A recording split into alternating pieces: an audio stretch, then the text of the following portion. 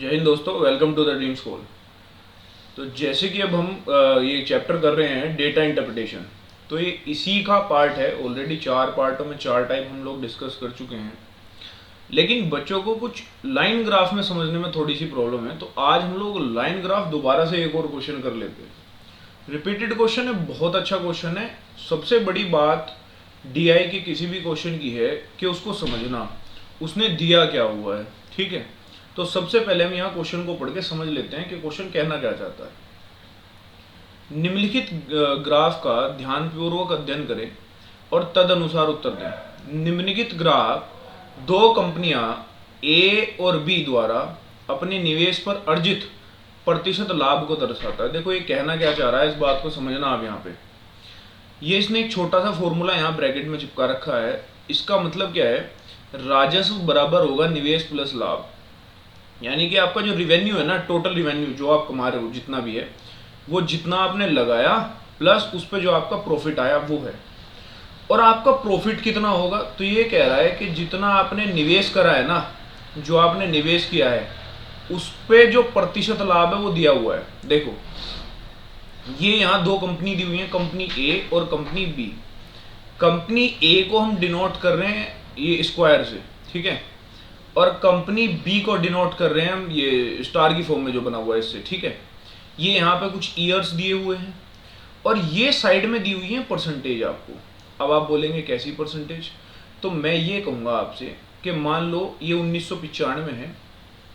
आपसे किसी ने कहा कि कंपनी बी को बताओ कितना लाभ हुआ होगा, तो आप कहोगे, देखो कंपनी बी का सिंबल ये है ना, आप कहोगे कंपनी बी में जितना भी निवेश हुआ है ना 1995 में, उसका 70% लाभ है। समझ पाए आप बात को? यानी अगर मैंने 1995 में 100 रुपये लगाए कंपनी बी में, तो 100 का 70% आप कह दोगे 70 हो गया, तो 70 रुपये लाभ कमा लिया हमने। समझ गए ना बात? ये बात इसने यहाँ पे दर्शाई हुई है, इलस्ट्रेट की हुई है। समझ आ गई बात आपके? अब देखो ये तो हो गई हम लोगों के सवाल समझने की कि उसने दिया क्या क्या है, किस फॉर्मेट में दिया है। अब चलते हैं इसके क्वेश्चन की ओर कि वो पूछना क्या चाहता है। यहां देखो क्वेश्चन नंबर 1,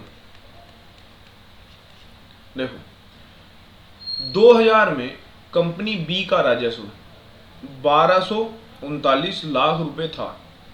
ठीक है, कंपनी बी का उस वर्ष कितना निवेश था? कंपनी बी का उस वर्ष कितना निवेश था? देखो तो 2000 दे रखा है और कंपनी बी की बात कर रहा है, कंपनी बी की बात कर रहा है। चलो भाई आ जाओ, इसी बात पे आ जाओ, डेटा पे। जो भी चीज क्वेश्चन में दी है ना, आप उसको ध्यान से पढ़ो और सीधा डेटा पे वहीं पे आ जाओ, कभी क्वेश्चन में कोई दिक्कत नहीं होगी। देखो साल 2000 ये रहा, ठीक है, और कंपनी बी ये रहा। आप बोलोगे कंपनी बी को साल 2000 में 77% लाभ है। उसने कहा है जी राजस्व, यदि आपका राजस्व इतना है तो निवेश कितना होगा। और देखो फॉर्मूला इसने खुद दिया हुआ है। इसने फॉर्मूला क्या दिया हुआ है, इसने कहा है राजस्व यानी रिवेन्यू बराबर होगा आपका निवेश यानी आपका इन्वेस्टमेंट, ठीक है, प्लस होगा आपका लाभ, आपका प्रॉफिट, प्लस होगा आपका प्रॉफिट। ये इसने दिया हुआ है, आपने पहले देखा ना इसने दिया है। अब आप देखो रिवेन्यू इसने खुद कहा है, रिवेन्यू कितना है 1239। इन्वेस्टमेंट हमें निकालना है, प्लस प्रॉफिट क्या है, प्रॉफिट आप कहोगे इन्वेस्टमेंट पर 77% या इन्वेस्टमेंट का 77% प्रॉफिट है। अभी मैंने पहले आपको बताया, तो यहां प्रॉफिट क्या हो जाएगा, इन्वेस्टमेंट का 77%। ठीक है जी। अब देखो 100 एलसीएम हो जाएगा, ये इधर आगे 100 की गुणा हुई और 77, ये ऊपर कितना हो गया 177 इन्वेस्टमेंट बटे 100। ठीक है जी, ऐसा लिख सकते हो आप। और यहाँ कितना रह जाएगा, ये रह जाएगा 1239। 77 से मैं इसे भाग करूंगा तो ये 7 बार कट जाएगा। तो आप क्या कह दोगे, यानी आपका इन्वेस्टमेंट कितना हो गया, आपका इन्वेस्टमेंट हो गया 700। और ये जो बात है ना, ये लाख में है, इसने कहा ये लाख रुपए में है, उससे हमें कोई मतलब नहीं है। यहाँ पे इन्वेस्टमेंट कितना निकल गया है 700, and 700 is your right answer. समझ आ गई ना बात आपके? ठीक है, बहुत छोटी सी बात, जैसे जैसे उसने क्वेश्चन में दिया है बस मैंने सवाल पढ़ा और उसी के अनुसार करता चला गया और सीधा सा आंसर आ गया। ठीक है जी। अब बढ़ते हैं आगे। अब देखते हैं क्वेश्चन नंबर 2। क्वेश्चन नंबर 2 में क्या पूछेगा उसको देख लेते हैं। देखो 1998 में कंपनी बी का निवेश पिछले वर्ष की तुलना में 20% अधिक था। 20% अधिक, देखो 20% कितना हो जाता है, 1/5 हो जाता है ना। या तो आप 100 मान लो, मर्जी आपकी, जैसे भी मानो। आपको यदि पहले वर्ष 100 था तो अब कितना हो गया, 120 हो गया। इसने ये कहा कि 1998 में पिछले वर्ष की तुलना में 20% अधिक है। यानी यदि यहाँ 100 रुपये इसने लगाए होंगे, यदि ये 100 रुपये लगाए हैं तो 20% बढ़ गया ना। ठीक है, कंपनी बी का अब पढ़ लेते हैं। कंपनी बी का 1998 में लाभ 1997 के उस लाभ का कितने प्रतिशत था। ठीक है, 1997 के उस लाभ का कितने प्रतिशत था। देखो इसका मतलब क्या है कि 1997 में आपने 100 रुपये लगाए हैं और 1998 में आपने 120 रुपये लगाए हैं। इसमें किसी को कोई दिक्कत नहीं होनी चाहिए। अब आ जाओ, ये दोनों साल देखो कहाँ है। एक तो ये रहा जी 1997, एक ये रहा 1998। ठीक है, कंपनी बी ये रहा और कंपनी बी ये रहा। ठीक है जी, कंपनी बी का सिंबल ये है ना। 1997 में कंपनी बी को लाभ कितना है, आप कहोगे जी जितना निवेश कराया ना उसका 90% है। निवेश कितना कराया, 100 रुपये, 100 का 90%, 90 आ गया। यानी 90 का प्रॉफिट है आपने, आपको क्या है 90 का लाभ है। ठीक है, 1997 में। अब मैं पूछूंगा 1998 में कितना लाभ है, आप कहोगे 85% है 120 का। यानी 120 का 85% निकाल लो जी आप। ठीक है, गुणा भाग कर लेते हैं। ये 0 0 कटी हुई है यहाँ पे। 5 ही कम 5 सत्ते 35 और 5 दूनी 10, 2 से इसे काटा कितना 6 बार। गुणा भाग कर लो, 6 सत्ते 42, 6 और 4 10, कितना हो गया प्रॉफिट 102। कितना हो गया प्रॉफिट 102। अब देखो पूछना क्या चाह रहा है, वो पूछना चाह रहा है 1998 में जो लाभ है ना वो 97 का कितने प्रतिशत है। 1998 में जो लाभ है वो 1997 के लाभ का कितने प्रतिशत है। तो 102 कितने प्रतिशत है 90 का, और गुना कर दिया हमने 100 से। 0 से 0 खत्म हो गई जी। कितना आ गया ये 1020/9।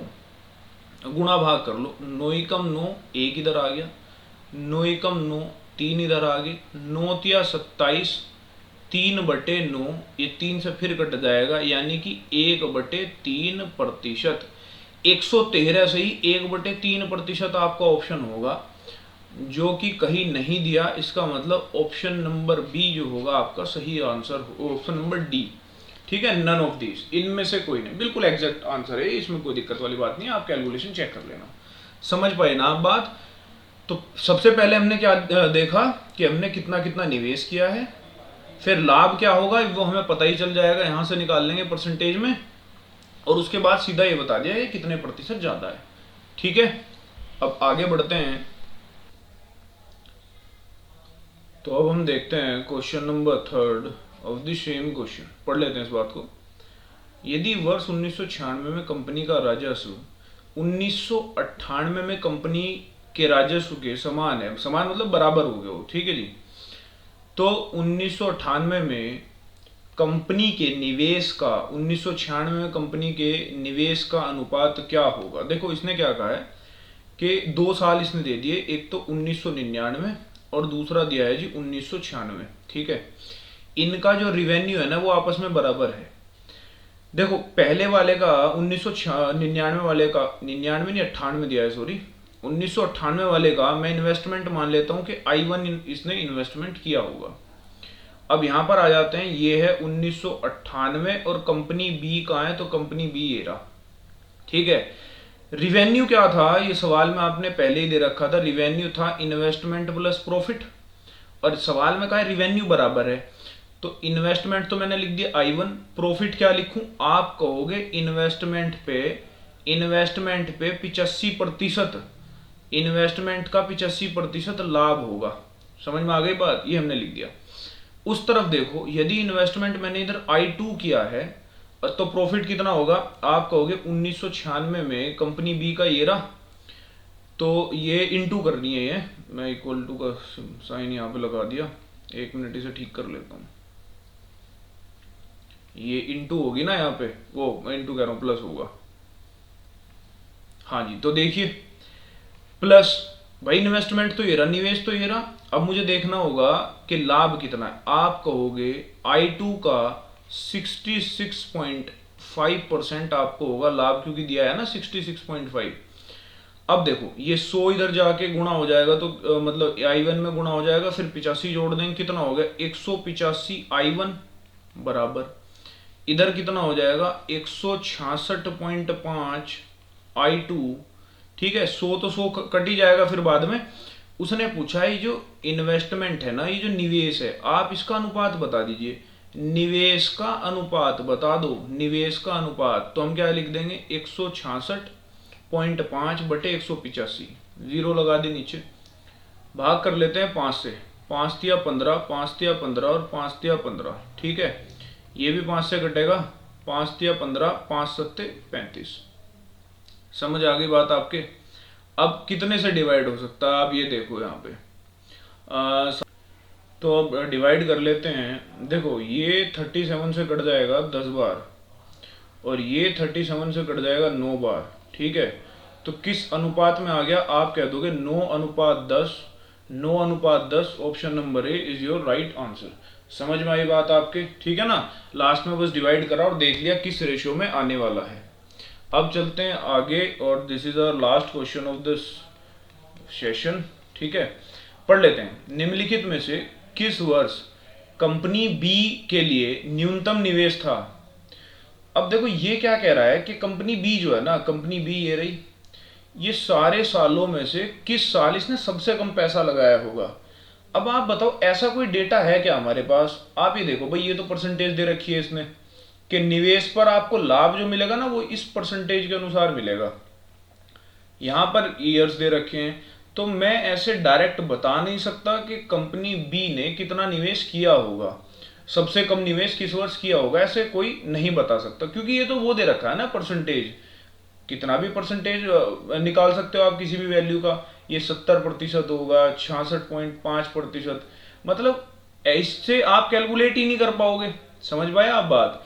तो इस क्वेश्चन का सही आंसर होगा option number D, can not be determined, यानी कि ज्ञात नहीं किया जा सकता। समझ पाए आप बात, ठीक है। तो इस बार लाइन ग्राफ आपको टोटली बहुत अच्छे से क्लियर किया होगा।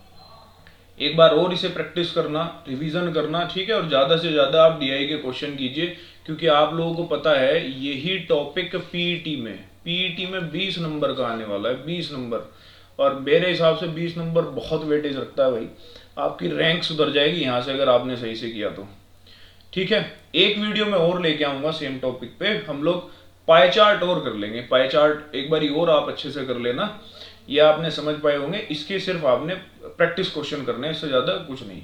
और ध्यान रखना हमेशा क्वेश्चन को पढ़ो, जिस वे में डेटा दिया हुआ है उसी वे में करो फिर उसको।